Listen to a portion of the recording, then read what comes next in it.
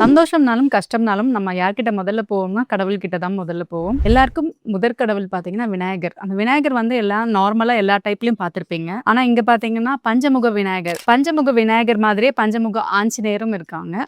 ஆண்டாள் அம்மாக்கு பார்த்தீங்கன்னா left hand side கிளி வச்சிருப்பாங்க. மீனாட்சி அம்மாக்கு ரைட் ஹேண்ட் சைட் கிளி வச்சிருப்பாங்க. பெருமாள் ரொம்ப அழகா வடிவமைச்சிருப்பாங்க. முருகரை பிடிக்காதவங்க யாருமே இருக்க மாட்டாங்க. அழகுனாலே முருகர் தாங்க.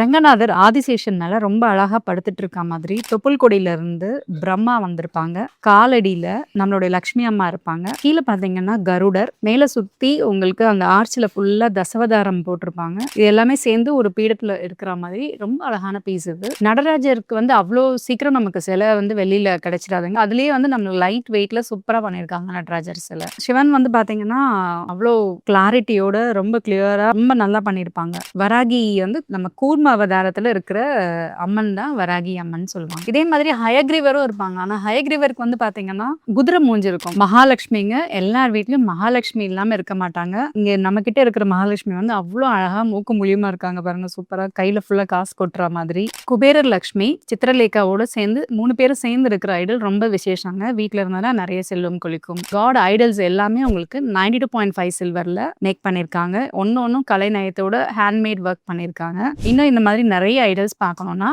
நம்மளுடைய சலானி ஹவுஸ் ஆஃப் சில்வருக்கு வாங்க. இந்த மாதிரி புது புது ஐட்டம்ஸ் எல்லாம் நீங்க வந்து அப்டேஷன்ல இருக்கணும்னு நினைச்சீங்கன்னா நம்மளுடைய பேஜை ஃபாலோ பண்ணுங்க.